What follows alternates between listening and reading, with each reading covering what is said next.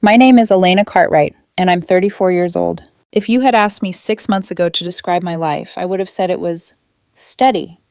Not glamorous, not tragic, just solid in a way that made sense to me.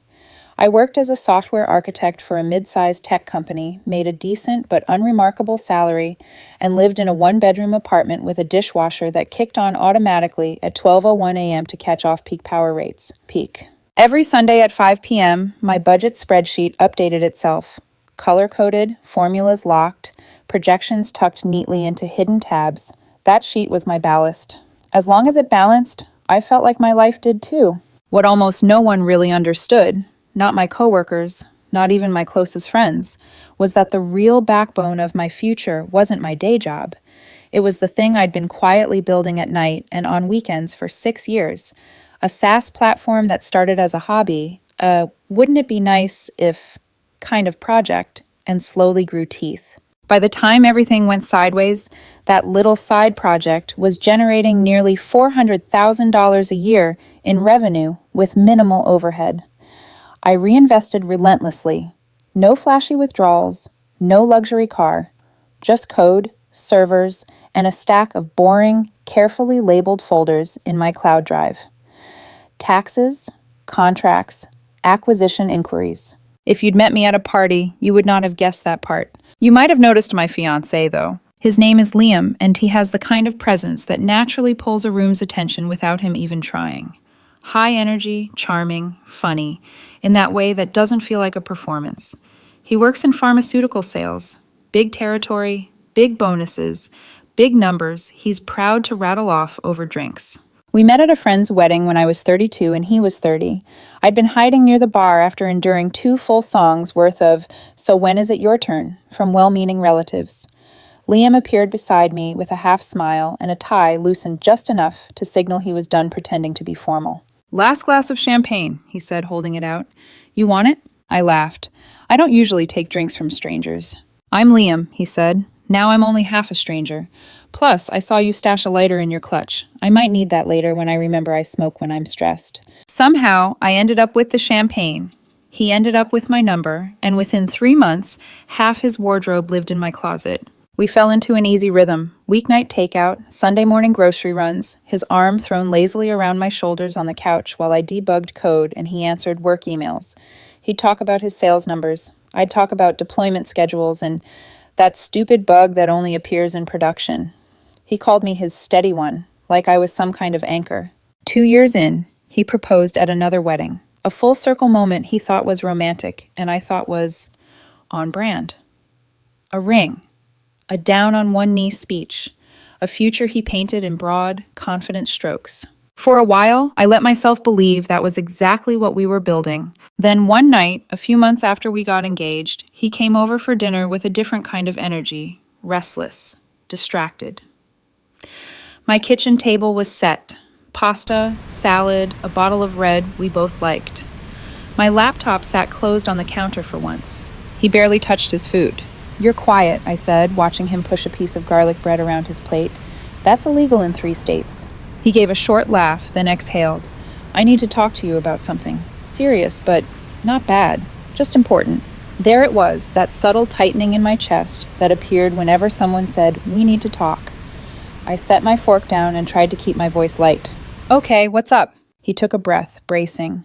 "I've been thinking a lot about marriage and money and what happens if things don't work out. There's something about hearing the phrase, 'if things don't work out,' from the man who just asked you to spend your life with him that feels like someone tilted the floor under your chair." "All right," I said slowly. "Go on." "I want us to get a prenup," he said, "before we get married. I want legal protection for everything I earn and everything I have. I don't want to lose a cent if we end up divorcing." The way he emphasized "I" and "my" landed like little pins along my spine. "So you're planning for divorce before we're even married?" I asked, trying to keep my tone neutral. "I'm being realistic," he said, almost defensive. "I've worked hard for what I've built. I've seen what happens when people split and the courts get involved. It's ugly. I don't want that. I want a prenup that keeps everything separate. What's mine stays mine. What's yours stays yours." I watched him carefully. The earnestness, the fear, the way he said, "What's yours stays yours," like it was a concession, not a parallel. "So," I said quietly, You don't trust me. It's not about trust, he insisted. It's about protection. Smart financial planning. If nothing goes wrong, great. The prenup just sits in a drawer. If something does go wrong, we're both protected. And if I say no? I asked. He hesitated just a beat too long. Then, I can't marry you, Elena, he said. This is non-negotiable for me. I need this protection. 10 seconds. That's about how long I thought about it. 10 seconds where I mentally pulled up my spreadsheet, the way I always do when I feel a decision heavy enough to dent my life. Rows for my salary, my modest savings, the quiet columns tracking revenue from my SaaS platform. The prenup he wanted would keep his money his. It would also keep my money mine. Okay, I said finally. Sign whatever you want. His head snapped up. Really? If you need a prenup to feel secure, we'll do a prenup, I said. You want everything kept separate? Fine. Your money is yours. My money is mine. Whatever makes you comfortable. Relief washed over his face so quickly, it almost stung. Thank you, he said, reaching for my hand across the table. Seriously, I know some people get weird about this stuff, but I need to protect myself. I get it, I said. Have your lawyer draft something. I'll have mine review it. He smiled, stood up, and wrapped his arms around me from behind, pressing his chin to my shoulder. You're amazing, he murmured into my neck. I knew you'd understand. What he didn't realize was that I understood more than he thought. A week later, the draft prenup arrived via email from his attorney, Patricia. 20 pages of legal language that boiled down to all premarital assets stay separate, all income earned during the marriage stays separate, no alimony, no claims on each other's retirement or investments, a joint account for shared expenses if we wanted, but otherwise, 2 lives, parallel, never merging. I forwarded it to my lawyer, Tom, the same one who handled my business contracts. He called me the next afternoon. So, he said, your fiancé wants what I'd call a very thorough separation of finances. That's one way to put it, I said. You okay with this? He asked. Completely, I replied, on one condition. Name it. I want a clause about business assets, I said. Any business or investment vehicle owned before the marriage or started during the marriage remains the sole property of the person who created it, including all income and equity. Something airtight. You're protecting your SaaS platform, he said. Exactly. If he wants protection, I want the same. No ambiguity. That's fair, Tom said. I could hear him typing. Anything else? Yeah, I said. Add a clause about financial disclosure. If either party misrepresents their financial situation or hides assets, the prenup becomes void. Full transparency required.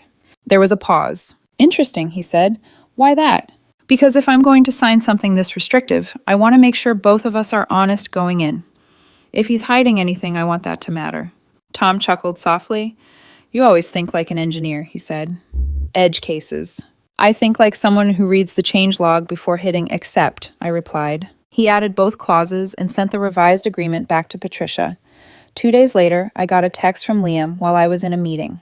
Liam, my lawyer says your changes are fine. We can sign next week? No question mark. No. What did you add? No curiosity at all. That told me everything I needed to know about how carefully he was reading the document that would govern our entire financial life. We signed the prenup 3 weeks later in Patricia's office. Both lawyers present, both of us initialing every page, signing at the end. Liam looked satisfied, even a little smug. He'd gotten exactly what he wanted. Complete financial protection from me. As I slid my copy into a folder, I felt a different kind of satisfaction. He thought he'd just insulated himself from risk. What he didn't realize was that I'd done the exact same thing, and I had a lot more to protect than he understood. Married life, I'd always been told, is when everything settles. The wedding rush fades, routines return, and things feel familiar again, like slipping into a pair of shoes that already fit. But nothing about the first months of my marriage felt familiar. 4 months after signing the prenup, Liam and I had our wedding. And to be fair, it was beautiful. Expensive flowers, an open bar, a string quartet during cocktail hour. It was also entirely paid for by Liam, who insisted on covering the bill. Not as a gift, but as a statement. I want it to look good, he said. My colleagues are coming, my family's coming. I don't want anyone thinking we cut corners. I didn't argue. His money was his money. The prenup made that abundantly clear. We had about 90 guests. More from his side than mine. He liked introducing me as his wife. This is Elena, yes, the software architect I told you about. Smartest person I know. He said it with an easy grin that made people laugh, but I always caught the faint glimmer of pride behind his eyes. Sometimes I wondered if he liked the idea of me more than the reality.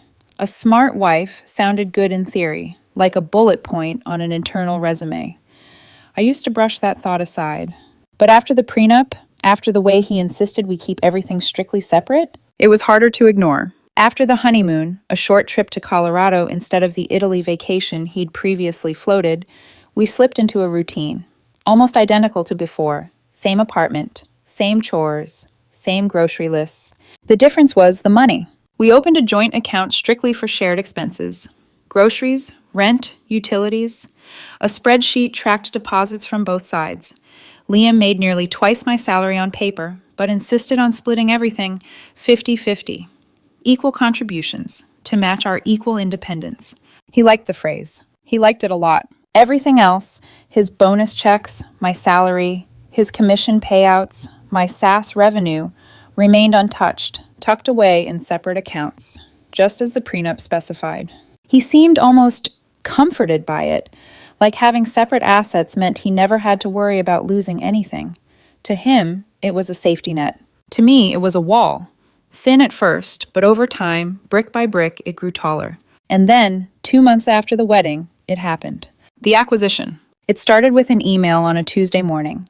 A tech company, larger, older, better funded, wanted to schedule a call about potential interest in strategic partnership or partial acquisition. I'd gotten messages like that before, but they were usually vague, exploratory. This one wasn't. This one was detailed, specific, serious. By Friday, my inbox contained NDAs, meeting agendas, and valuation projections that made my stomach tighten. By the following week, their first offer came in. $8 million for 60%. My hands actually shook when I read the number. I'd been cautiously optimistic, maybe even hopeful in the private corners of my mind, but I'd never put a number to it. Not like that. $8 million. And I'd retain 40% equity. My platform, my code, my long nights and early mornings, someone put a price tag on it, a price that changed everything. For 2 weeks, I lived in back-to-back Zoom calls with lawyers, accountants, and acquisition consultants. I reviewed terms, negotiated finer points, signed documents that made my heart thud with every stroke of my pen. I didn't hide it from Liam. I just didn't tell him immediately. Not because I wanted to deceive him, but because I needed to process it myself. I needed to determine what it meant, how it worked, how much of it was real, and how much was just numbers on paper. And if I'm honest, I also needed to think about how he would react. I thought he'd be proud. I thought he'd be excited. I thought he'd hug me and say something like, "I knew you were brilliant." Instead, I got something else entirely. It was a Thursday night, 2 weeks after the acquisition finalized. Liam came home from work buzzing with energy. He'd closed a huge deal, hit a quarterly bonus, and wanted to celebrate. He opened a bottle of wine, reheated leftover pasta, and launched into a passionate monologue about his sales numbers. When he paused to breathe, I finally spoke. "That's amazing, babe," I said. "I'm really happy for you. I actually have something to share too." He glanced up mid-bite. "Yeah, what's up?" "My software company got acquired." His fork stopped halfway to his mouth. "Your side project?" "Yeah," I said. "A tech firm bought 60% for $8 million. I still hold 40% equity." There was a pause. Then another. Then another, long enough for the pasta to cool on his plate. $8 million, he repeated, like the words tasted foreign. "Yes." "You have $8 million? "After taxes, it'll be around 5, I said. "But yes, approximately." His eyes widened, not in joy, not in pride, but in something much closer to alarm. "And you didn't think to tell me?" "I'm telling you now. It closed 2 weeks ago. I've been handling the legal and tax stuff." He stared at me, jaw tight. 2 weeks? "Elena, you kept this from me for 2 weeks?" "I wasn't keeping it from you," I said calmly. I was wrapping my head around it. "That's a massive financial change. Don't you think that's something your husband should know immediately?" I felt something twist inside me. "You insisted on complete financial separation," I said. "You said what's yours is yours. What's mine is mine." I respected that. "This isn't the same thing," he snapped. "This changes everything. Our whole financial situation." "Only if you want it to," I said. "Our prenup says everything stays separate."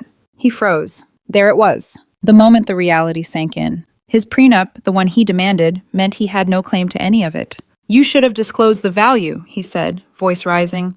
"You made it seem like you made $140,000 a year." I do make $140,000 a year from my day job.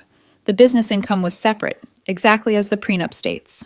But you should have told me, he insisted. You misled me. You never asked, I replied. You saw me working late nights. You knew I had a business. You never cared to know what it was worth. That's not fair, he said angrily. You hid this from me. I set my fork down. No, I followed the terms you wanted. You crafted a system where we keep everything separate, and now that the numbers don't benefit you, suddenly that's a problem? He didn't answer. We finished dinner in heavy silence. Over the next week, he kept circling back to the same arguments, that I'd kept him in the dark, that the prenup wasn't fair, that we needed to revisit it, that maybe his lawyer should recheck things.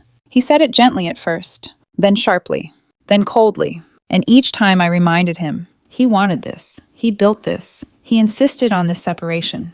But the truth became clearer with every conversation. Liam didn't want fairness. He wanted control. A month later, he came home with a folder in his hands and a stiff expression. I scheduled a meeting with Patricia, he said. We're going to review the prenup. There might be grounds to modify it. I closed my laptop. On what grounds? Financial disclosure, he said. You didn't properly disclose the value of your business. I breathed in slowly, calmly. All right, I said, let's meet. But inside? Inside, I knew exactly what was coming. Because the clauses I added, the ones he didn't bother to read, weren't just ink on paper. They were protections. For me, from him. He wanted a prenup to protect himself from the possibility that I might someday take what was his. He never imagined he might be the one trying to take what was mine. 2 weeks later, we walked into Patricia's law office for the prenup meeting Liam had arranged. I arrived with my lawyer, Tom. Liam arrived alone. He'd come directly from work, still in his crisp dress shirt and company badge. He didn't look confident. He didn't look angry. He looked determined, the way someone does right before they bet everything on one final desperate gamble. We sat across from each other at a long mahogany conference table. There were papers everywhere, copies of the prenup, highlighted sections, little sticky tabs marking the places Patricia planned to attack. Patricia entered with a professional smile, closing the glass door gently behind her. Thank you for coming, she began, taking her seat at the head of the table. We're here to evaluate potential concerns regarding the prenuptial agreement between my client, Liam Cartwright, and his wife, Elena. Her tone was polite but firm. Tom leaned back, arms loosely crossed. Of course, he said. We're here to listen. Patricia folded her hands. Our position is that the prenup may be invalid due to inadequate financial disclosure from Mrs. Cartwright prior to signing. Specifically, she tapped the document, her failure to disclose the true value of her business. Liam straightened, like he had been waiting for that line. I didn't flinch. Tom, with the calm of a man who had seen this exact movie 1,000 times, opened his own copy of the prenup. With respect, he said, that argument is factually incorrect. Patricia lifted a brow. How so? Tom tapped page 8. The prenup explicitly lists my client's ownership of a software company in the asset disclosure section.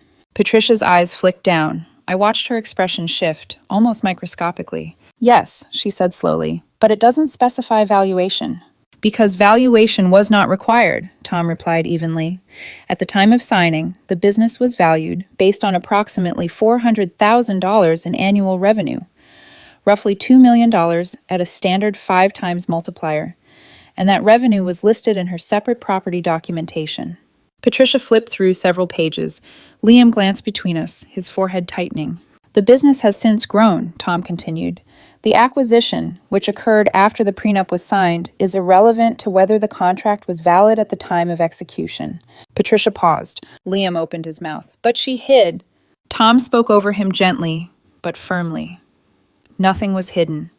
She disclosed asset ownership and revenue. Your client simply didn't ask for details. That is not misrepresentation. Liam's jaw clenched. Patricia shifted gears. Well, she said, we also have concerns regarding the clause Mrs. Cartwright inserted about financial disclosure, Clause 16. She turned to it. It states that if either party hides assets or misrepresents their financial situation, the prenup becomes void. Yes, Tom said. My client insisted on that clause, and its existence is precisely why I advised we attend this meeting. And why is that? Patricia asked. Tom slid a manila folder across the table. The sound was soft but final, like a gavel falling. Because, he said calmly, in preparing for this meeting, I performed routine due diligence. Liam's face strained a shade. Patricia hesitated before opening the folder. Inside were bank statements, investment account summaries, a will, a probate settlement. Tom spoke with professional gentleness, merciful almost, but the words were a blade. Liam, he said, turning to my husband, did you disclose the $300,000 inheritance you received from your grandfather? The room went still, completely, utterly still. Patricia's head snapped toward Liam. You received an inheritance? Liam swallowed. It was years ago, before I met Elena. It wasn't relevant, and it wasn't... Patricia's voice sharpened. Was it listed in the prenup disclosure? Liam's lips parted, closed, parted again. No. Tom nodded once. Then, under Clause 16, your client's clause, Patricia, the prenup becomes void due to his financial misrepresentation. Liam's eyes widened. Wait, hang on. Patricia looked like she'd been slapped. Liam, why didn't you tell me about this? It wasn't a big deal, he said, voice cracking. It's in an investment account. It's not who I am. It's not like Elena needs. This isn't about need, Patricia snapped. It's about legality. Tom continued, calm as ever. If the prenup is voided, then all marital assets become community property, which would include, he flipped a page, Mrs. Cartwright's post-tax acquisition proceeds of approximately $5 million.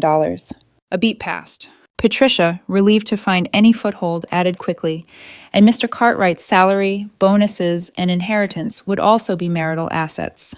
Tom nodded. Correct. Both sides would be subject to equal division.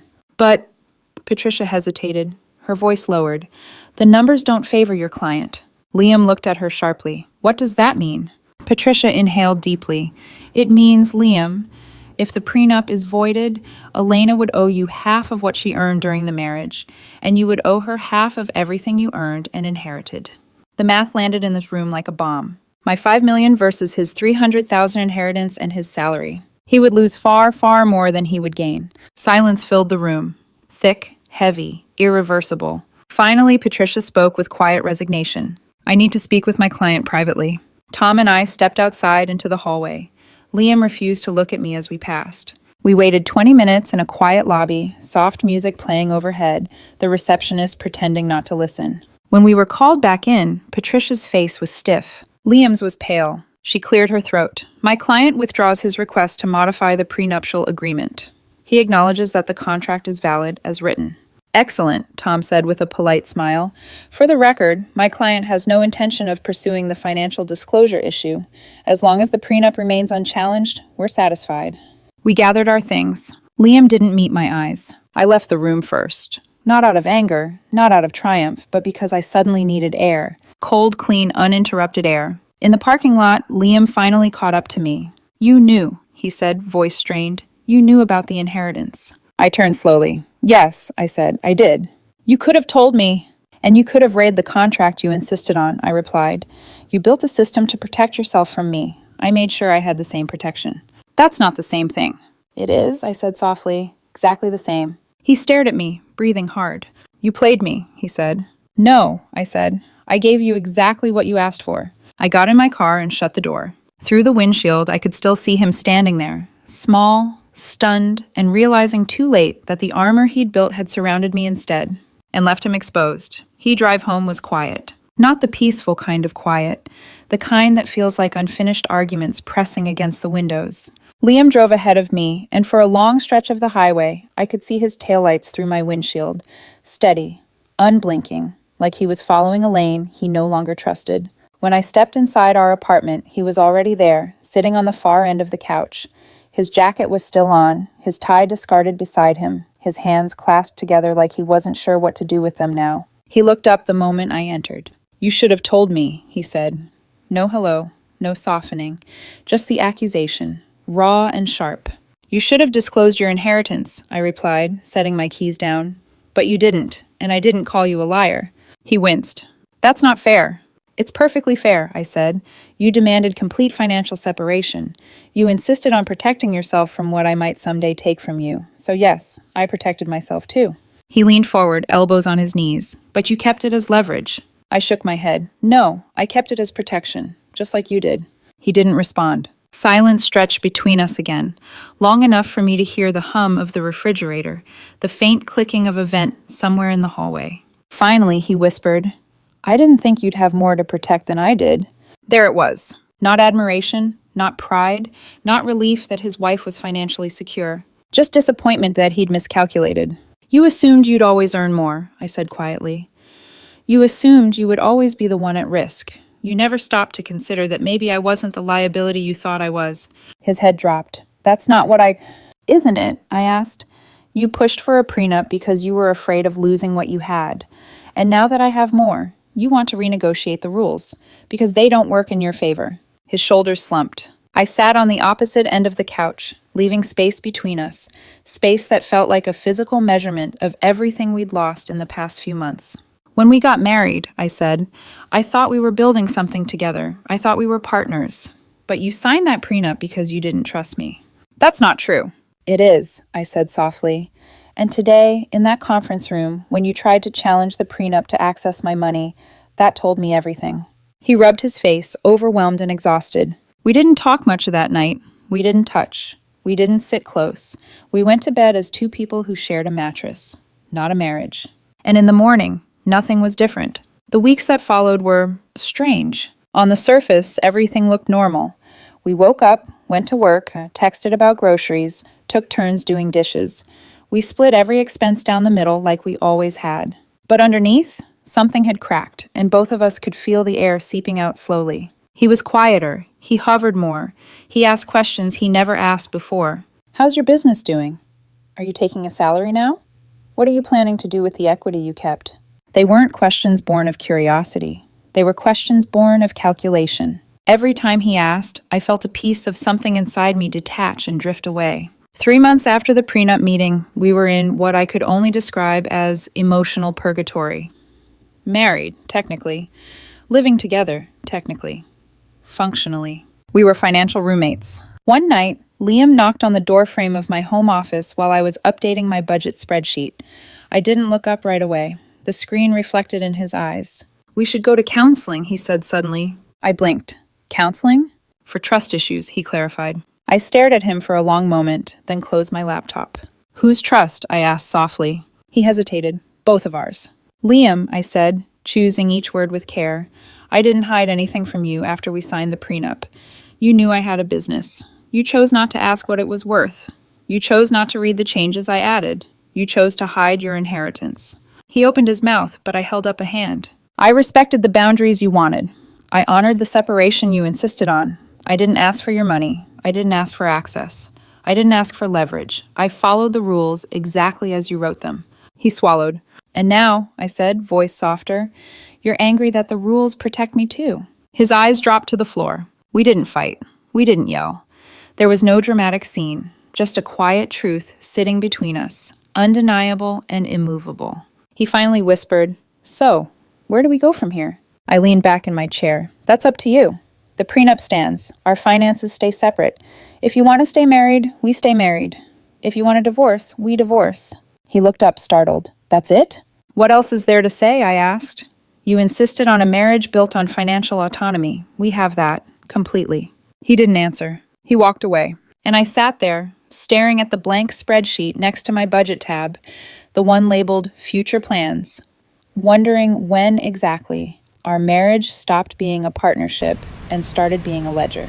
People like to say the end of a relationship is marked by a big fight, a betrayal, a confession. But sometimes the end comes quietly. A shift in tone, a misstep, a realization you can't unhear. For me, it was this.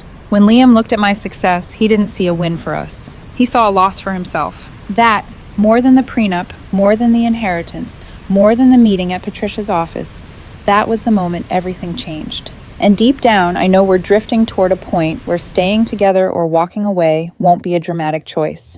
It'll just be the natural conclusion to a truth we're both afraid to say out loud. He married me because he wanted protection. I married him because I believed in partnership. And now, all we have left is the prenup, the one he built to keep himself safe, the one that ended up protecting me instead. 3 months passed after the prenup meeting, and our lives settled into a strange rhythm. Quiet, controlled, almost eerily polite. We weren't fighting. We weren't reconnecting. We weren't doing anything really. We were two people orbiting the same kitchen island, the same bed, the same calendar of chores, careful not to collide. It felt like we were living inside a marriage-shaped bubble where nothing grew and nothing broke outright. It all just thinned, slowly stretching toward inevitable rupture. Liam was trying in his own way. I could see that. He started making dinner more often. He bought flowers once a week. He initiated small talk, asking about my work, my plans, the upcoming product update for the SaaS platform. But every question had the same undertone, like he was trying to read a map he'd only realized existed too late. Every conversation felt like, what does this mean for me? Where do I fit into this now? What do I get out of this? Not aloud, never aloud, but in the pauses, in the tension in his jaw, in the way his eyes flicked to my laptop screen whenever I typed in numbers. The love was still there, I think, but something essential had eroded under the surface. One evening, he came home from work and hovered in the doorway of the kitchen while I cooked. His voice was soft, almost hesitant. Can I ask you something? I stirred the pan. Sure.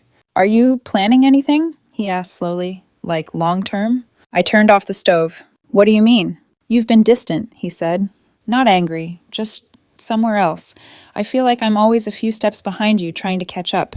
I leaned against the counter. Do you want the honest answer? He nodded. I'm trying to figure out, I said gently, whether we're married because we choose each other or because we signed a piece of paper. He flinched, but didn't deny it. You're thinking about divorce, he whispered. I'm thinking about what a marriage should feel like, I corrected. And right now, we're not living that. He sank into a chair. I don't want to divorce you. I know, I said, but why? He looked up sharply. What kind of question is that? An important one, I said softly. Do you want me? Or do you want the marriage? The stability, the image, the idea of a partnership where you never have to explain your choices. His mouth opened, closed, opened again. He didn't have an answer, and the silence between us felt like truth. The next day, he suggested we go to counseling. I agreed. I wasn't against trying, but therapy doesn't work when one person wants clarity and the other wants reassurance. In the first session, the therapist asked us a question. How do you define trust in a relationship? Liam answered immediately. Trust is knowing the other person won't hurt you. I waited. When he didn't elaborate, the therapist nodded and turned to me. And for you, Elena? I looked at my husband, hands clasped, shoulders tense, and said, Trust is knowing the other person won't protect themselves from you. The therapist's pen paused mid-stroke. Liam's face drained, because for the first time, he understood the entire problem laid bare. He had never trusted me. Not from the beginning. Not even when he loved me. Especially when he loved me. He trusted me to be good. He trusted me to be steady. He trusted me to stay. But he never trusted me with his security. And now that mine surpassed his, he didn't know how to love me without resenting the imbalance. When we got home from the session, he went straight to the balcony and stood there for a long time, watching cars drift by under the streetlights. I stepped out quietly and leaned on the railing beside him. After a long silence, he said, I wasn't trying to protect myself from you. I nodded. But you were. He swallowed. I thought that's what responsible people do. Maybe it is, I said. But partnership is different. Partnership requires a kind of vulnerability that you never gave me. And you think it's too late? He asked. I hesitated. For the longest time, I believed the answer had to be yes or no. But the truth was messier. I think we're standing in two different marriages, I said finally. Yours is about protection. Mine was about trust. I don't know how to merge those. His breath shuddered. Do you want to leave? I exhaled slowly. I don't want to leave, I said honestly. But I can't stay in a marriage built on fear, and I can't rebuild alone. He nodded, eyes glassy. I don't know how to fix this. I know, I said. That's why we're here. We stood together, quiet, both looking at a city that kept moving while our marriage stood painfully still. Not broken, not whole, just waiting. It's been another month. We're still in counseling. We're still trying, in a quiet, tentative way. Some days feel like progress. Some days feel like regression.